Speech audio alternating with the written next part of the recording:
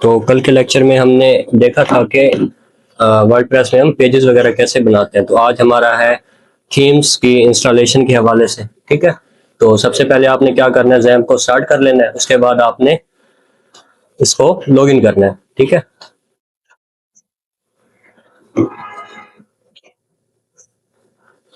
तो आपने इस लिंक पे चले जाना है, लोकल स्लैश अपनी वेबसाइट का नाम लिखना है। उसके बाद आपने यहाँ पे wp-admin टाइप करके आपने यहाँ पे चले जाना है। ठीक है, तो इसके बाद आपने यहाँ पे सिंपल लॉगिन कर लेना है अपने डैशबोर्ड को। ठीक है, तो मैं यहाँ पे सिंपल लॉगिन कर लेता हूँ अपना।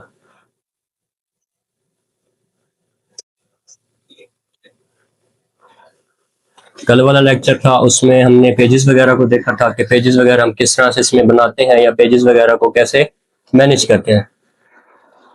ठीक है, तो ठीक है, तो अब इसको लॉगिन होने देते हैं।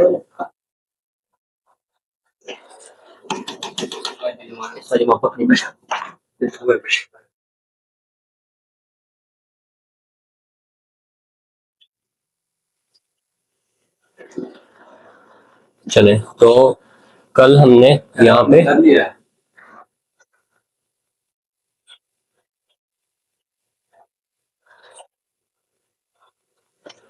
तो यहाँ से आपने पेजेस में आ जाना है। यहाँ पे हमने कल ये वाले कुछ पेजेस बना के देखे थे। तो आज का जो हमारा लेक्चर है वो हमारा थीम्स पे रहेगा। ठीक है, तो उससे पहले हम यहाँ पे हमने जो पहले काम किया हुआ उसको हम थोड़ा सा देख लेते हैं।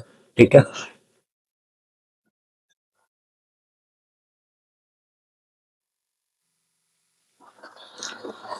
तो वर्डप्रेस जो हमें बाय डिफॉल्ट हमें 2025, 2024 और 2023 की थीम्स को इंस्टॉल करके देता है। ठीक है, तो अभी जो हमारी वेबसाइट है वो कुछ इस तरह से दिख रही है। ठीक है, तो थीम हमारा एक मेन फैक्टर होता है किसी भी वेबसाइट के अंदर के वो किस तरह से दिखेगी, कितनी अच्छी होगी। ठीक है, तो हमेशा थीम वो यूज करनी है जो यूजर को विद इन 4 to 5 सेकंड के अंदर उसको कैच करे।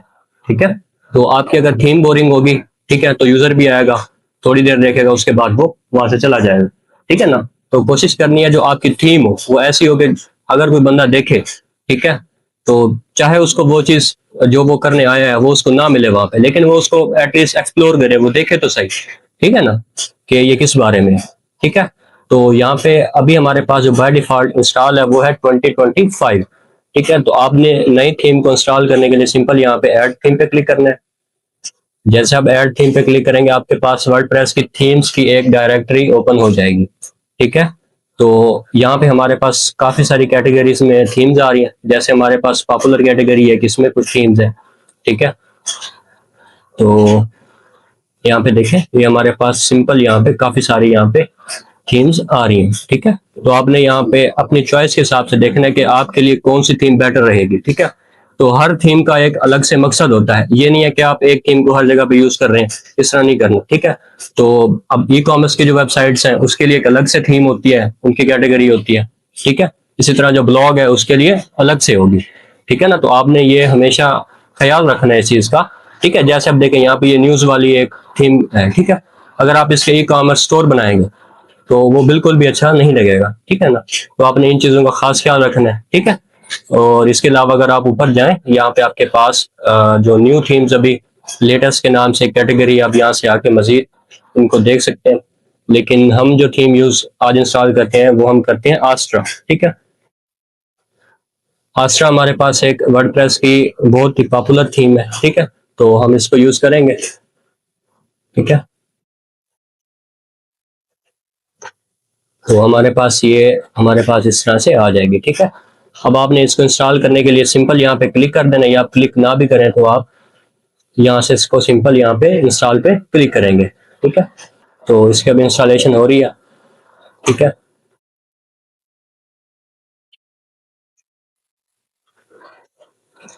अच्छा, कुछ थीम्स हमारे पास इसमें ऐसी होती हैं जो हमें डमी कंटेंट देती हैं। ठीक है, जैसे कि अभी आपको इसमें नजर आ रहा है कि काफी सारी चीजें यहाँ पे आ रही हैं। ठीक है, तो अगर उनको आप इंस्टॉल करेंगे तो आपकी वेबसाइट ऐसा लगेगी जैसे कंप्लीट बन चुकी है। ठीक है, लेकिन वो डमी डेटा होगा और कुछ नहीं भी देती। अगर मैं कोई यहाँ पे थीम इंस्टॉल करूं, ठीक है, तो उसके अंदर डेटा आ रहा है, और अगर आपके पास घर में आपके पास कंप्यूटर में ना है, तो इसमें ये आपने नहीं सोचना कि कोई खराबी है या कोई इशू है। ठीक है, कुछ थीम्स आपको देंगी, कुछ नहीं देंगी। ठीक है, तो अब इसकी इंस्टॉलेशन हो रही है। ठीक है, अभी इसको होने देते हैं। तो कल हमने यहाँ पे 3 पेजेस बनाए थे, तो देखते हैं कि इसका लुक किस तरह से चेंज हो जाएगा। ठीक है, थीम इंस्टॉल करने के बाद क्या होता है कि आपकी वेबसाइट का टोटली जो लेआउट है वो चेंज हो जाते हैं। ठीक है, तो अभी इसको देख लेते हैं।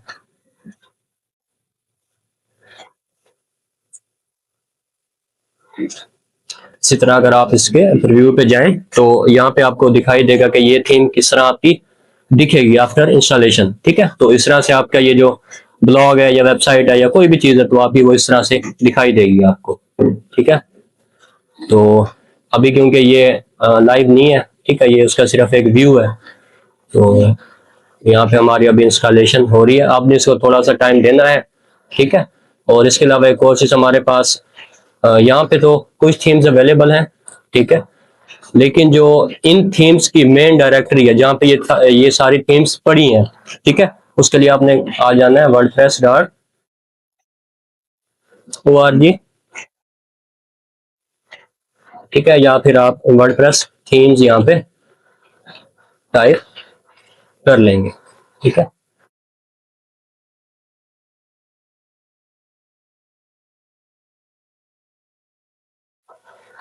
तो आपने यहाँ पे आ जाना है wordpress.org में। ठीक है, तो ये ऑफिशियल वेबसाइट है जहाँ पे तमाम की तमाम थीम्स लिस्ट है। ठीक है, तो आप यहाँ से भी जाके कोई अपनी थीम मर्जी के हिसाब से चूज कर सकते हैं। ये सारी वही थीम्स है जो यहाँ पे आपके पास अवेलेबल है। ठीक है, इस पेज में। ठीक है, तो आप यहाँ से भी आके इसको कर सकते हैं।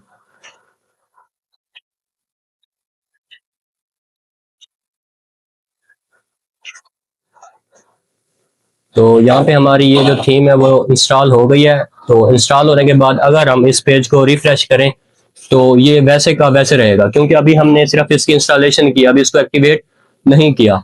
आफ्टर थीम इंस्टॉलेशन, ठीक है, तो हमें उसको एक्टिवेट करना भी पड़ता है। ठीक है, तो जैसे मैं इसको एक्टिवेट पे क्लिक करूंगा, ठीक है, तो हमारी ये थीम एक्टिवेट होना स्टार्ट हो जाएगी। ठीक है, जो इसका कंटेंट है, इसका लेआउट है, जो भी चीजें हैं वो सारी हमारी जो वेबसाइट है उसके ऊपर अप्लाई होना स्टार्ट हो जाएंगी।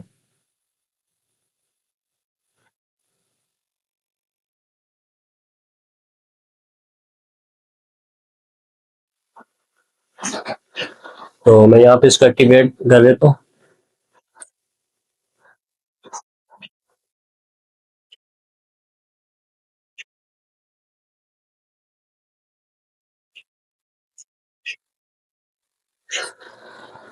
तो ये हमने इसकी डायरेक्टरी खोली थी।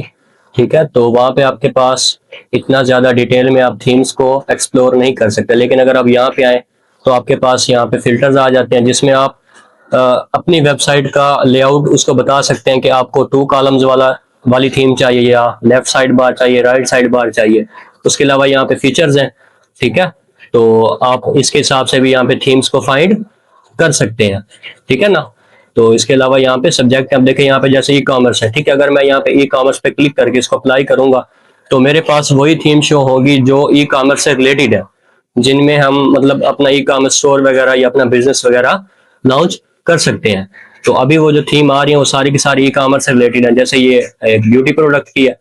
ठीक है ना, तो इसी तरह यहाँ पे मजीद यहाँ पे ये कुछ ड्रेसिंग वगैरह के बारे में है। ठीक है, और ये थोड़ा सा टेक रिलेटेड है। ठीक है, और यहाँ पे भी कुछ प्रोडक्ट की थीम आ रही है। ठीक है, इसी तरह आपने यहाँ पे अपनी मर्जी के हिसाब से थीम्स को देख लेना। चले, हमारी थीम एक्टिवेट हो चुकी है। ठीक है, तो हम क्या करते हैं, यहाँ पे आके इस पेज को लोड करते हैं। ठीक है,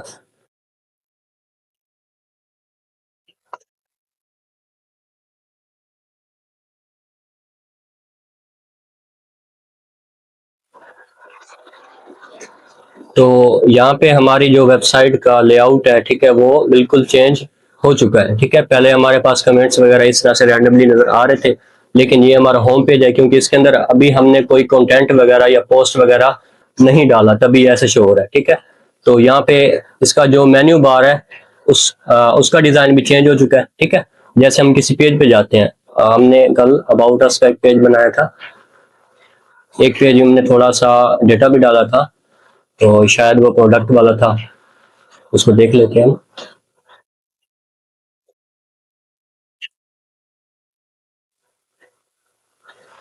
ठीक है, तो इसमें हमने कुछ डेटा वगैरह डाला, ठीक है। तो ये अब इस तरह से आपका शो हो रहा है, ठीक है ना। तो अब देखें यहाँ पे, जैसे यहाँ पे उसके अंदर हमारे पास FAQs नहीं थे, ठीक है, लेकिन इस थीम्स के अंदर हमारे पास क्या आ रहे हैं, FAQs आ रहे हैं। इसी तरह यहाँ पे कंट्रीज की लिस्ट भी आ गई है, ठीक है। और इसी तरह यहाँ पे साइन अप का बटन भी उसने दे दिया है, ठीक है। इसको चेंज भी कर सकते हैं। और उसके साथ इसमें फुटर भी आ चुका है। उस थीम के अंदर हमारे पास फुटर नहीं था, लेकिन हमने ये थीम इंस्टॉल की है, तो इसमें हमारे पास ये फुटर आ चुका है। और जो हमने टाइटल दिया था वेबसाइट का, वो भी हमारे पास आ चुका है। तो फर्दर हम इसको आगे इसको एडिट करेंगे, ठीक है, अपने हिसाब से कस्टमाइज भी कर सकते हैं, ठीक है। अभी हमने कुछ इसमें ज्यादा कोई काम नहीं किया, कोई लिस्टिंग वगैरह ज्यादा नहीं की। तो आज का बस यही था कि हमने अपनी वेबसाइट के अंदर थीम्स की इंस्टॉलेशन कैसे करनी है। सिंपल, आपने अपीयरेंस पे आना है, थीम्स में आना है, और यहाँ पे आपने ऐड न्यू पे क्लिक करना है।